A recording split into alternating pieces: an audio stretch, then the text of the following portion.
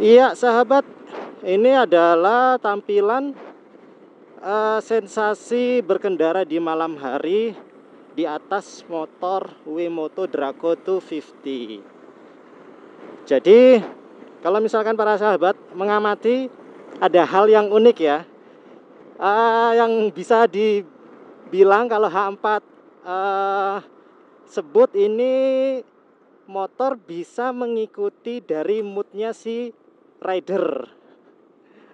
Jadi kalau atau ini bukan mengikuti mood, tapi bisa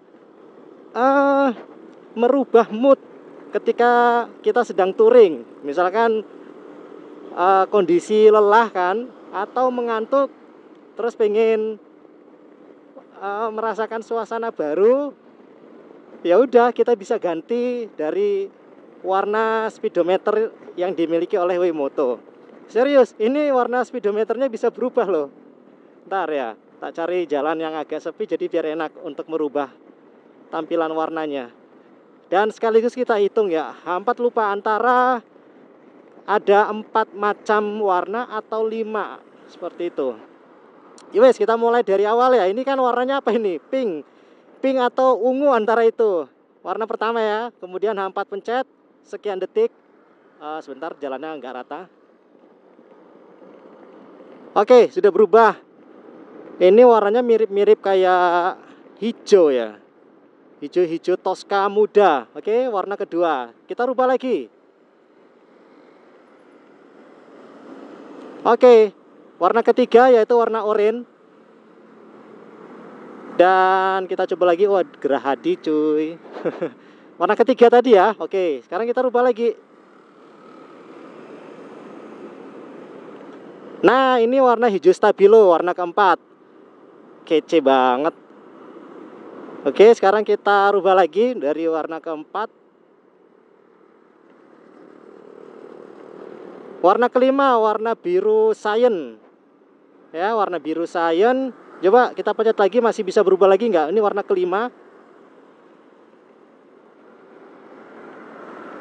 Belum kepencet.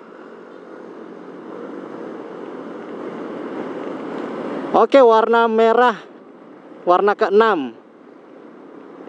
Kemudian kita coba pencet lagi. Kalau setelah ini dipencet kembali ke warna semula, ini ada taksi mau berhenti dia. Aku rating dulu, ngambil kanan. Oke. Pokoknya kita mau sekedar nyalip atau mungkin menghindari kendaraan di depan itu wajib untuk menghidupkan lampu sen kanan ataupun kiri. Oke, lanjut ya, warna kelima kita coba pencet. Setelah ini apakah ganti berwarna warna baru atau warna kembali ke warna semula?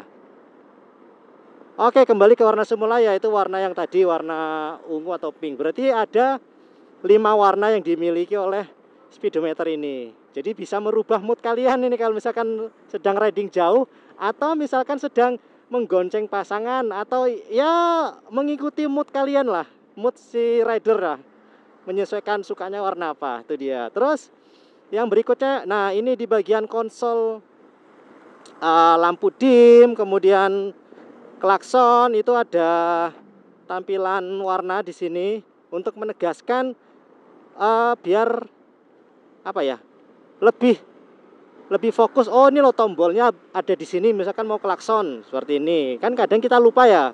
Kita ganti motor kan kadang lupa.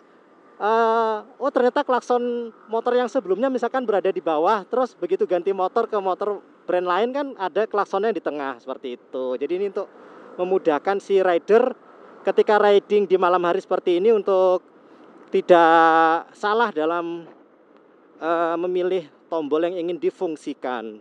Di bagian kanan juga ada yang merah ini, bagian atas ini lampu tombol untuk engine on off. Kemudian lampu utama, kemudian sama starter engine-nya. Keren sih. Jadi ada kelebihan yang dimiliki Wemoto. Speedometernya bisa ganti warna, ada 5 warna. Kemudian di bagian konsol tombol-tombol ini juga nyala. Kemudian di keyless-nya pun juga nyala itu warna hijau. Kalau keyless-nya nggak bisa ganti-ganti warna, tetap warna hijau doang. Seperti itu. Asik sih. Jadi meskipun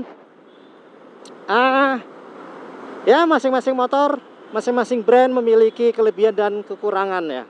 Tergantung dari selera. Balik lagi selera, kebutuhan, dan pastinya budget dong. Kemudian yang bermanfaatnya itu ada di bagian windshield yang lumayan agak tinggi. Ini bisa dibilang tingginya ini setara dengan lehernya H4. Ya, kalau misalkan ditarik tegak lurus ya itu seleher. Jadi benar-benar windshieldnya ini melindungi dadanya si rider. Apalagi kalau kita bonceng anak kecil yang ada di depan. Jadi windshield ini sangat berguna untuk menahan terpaan angin ketika kita riding, baik di pagi, siang ataupun malam hari yang mungkin anginnya lebih kencang ya, lebih dingin ya. Kemudian tampilan speedometernya pun juga tidak jadul-jadul amat. Dia masih menggunakan analog, belum digital seperti itu. Terus apa lagi ya? Ada jamnya juga, fungsi juga itu. Ada jamnya, sekarang jam setengah 11, 10 lebih 24 menit. Oh ya, satu hal lagi. Mungkin ini menurut H4 aja mungkin. Tapi kan nggak ada salahnya H4 ingin sharing ya. Karena pengisian bahan bakarnya atau tangkinya berada di depan. Jadi ada di konsol ini. Nanti H4 akan tunjukkan di timing yang berbeda. Karena ini malam hari kan nanti nggak kelihatan. Sehingga yang H4 rasakan itu bobot depan itu agak berat. Namun tidak mengurangi dari segi kelincahan motor ini ataupun tidak mengurangi dari segi mengendarai motor ini. Misalkan di saat kita ingin manuver, putar balik ataupun cuma sekedar belok ataupun filtering.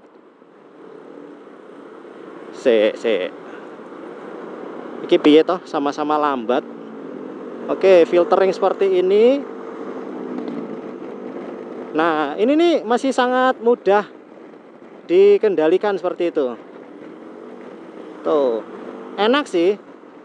Cuman kita merasa kayak beban di depan itu agak lumayan terasa gitu loh. Tuh, tapi untuk manuver-manuver filtering itu masih enak, masih nyaman. Kalau tarikannya ya kita nggak usah terlalu ini ya. Karena kan balik lagi ini CC 250 cuy. Oh enak sih, enak. Balik lagi sih kalau misalkan sudah terbiasa. Kalau mungkin baru sehari, 2 hari, 3 hari mungkin masih dalam hal beradaptasi mengendari motor ini. Dimana tangkinya berada di depan sehingga perasaan aja sih seolah-olah bagian depan ini agak berat gitu loh. Cuma nanti kalau sudah terbiasa ya sudah ringan, maksudnya nggak kayak di awal-awal ketika mengendari motor ini. Itu yang H4 rasakan. Dan sehingga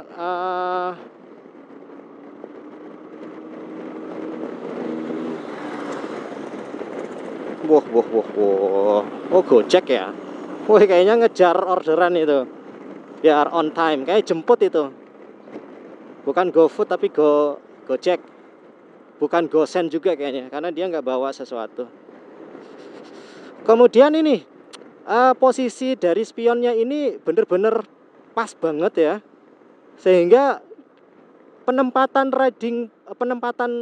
spion itu diimbangi dengan posisi berkendara yang sangat nyaman dan sangat terjangkau.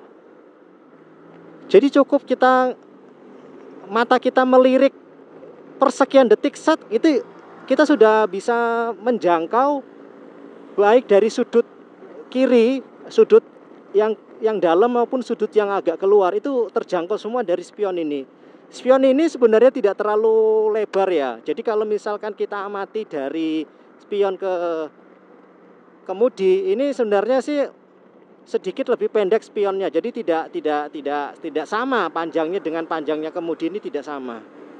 Sehingga kalau kita ajak filtering ini motor, itu kita tidak perlu ragu-ragu untuk ya udah libas saja jalur tengah, nggak mungkin kok kedua spion ini akan menyenggol kendaraan baik di bagian sebelah kanan maupun sebelah kiri. Ya balik lagi kita juga ngira-ngira lah, kalau misalkan sudutnya sempit di tengah-tengah gitu kan, terus kita maksain ya pasti nyenggol.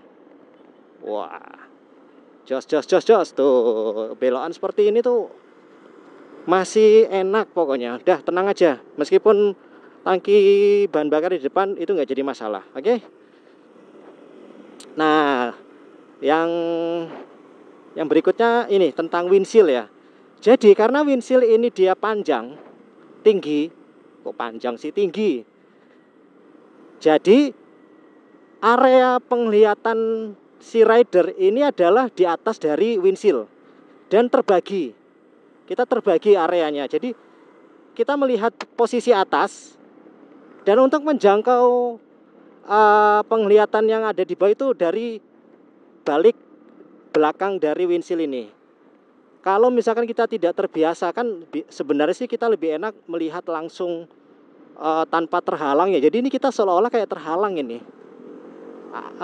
Jadi awal-awal H4 mengendarai motor ini kesannya tuh kayak terganggu pandangan H4 dalam berkendara, dan kadang juga merasakan pusing karena kita ini loh, mata kita ini terhalang ini loh, garis ini. Dan juga beda loh tampilan kita ngelihat langsung tanpa terhalang oleh kaca ataupun mika, plastik mika seperti ini, dengan kita terhalang sebuah objek, ini beda banget loh. Yang kita rasakan pasti kan di pandangan kita itu sih. Dan juga dari warna dari windshield ini kan warna smoke, nggak terlalu gelap sih, sehingga ketika riding di malam hari ya masih kelihatan lah jalanan ataupun objek yang ada di depan kita masih kelihatan. Kalau di malam hari enaknya tidak silau itu, karena warnanya smoke gitu loh, tidak terlalu gelap, bagus sih. Cuman ya itu dia, ya kalau nanti belum terbiasa pasti akan merasa, duh windshieldnya ini mengganggu. Kecuali kalau windshieldnya bisa dinaik turunin, oke. Jadi kan mengikuti dari kebutuhan si rider gitu. Terus kalau posisinya selalu tinggi seperti ini, itu kalau kita lagi agak top speed itu sedikit agak berat, karena kan menahan terpaan angin ya, dan sedikit agak goyang, tapi nggak parah lah goyangnya. Itu dia.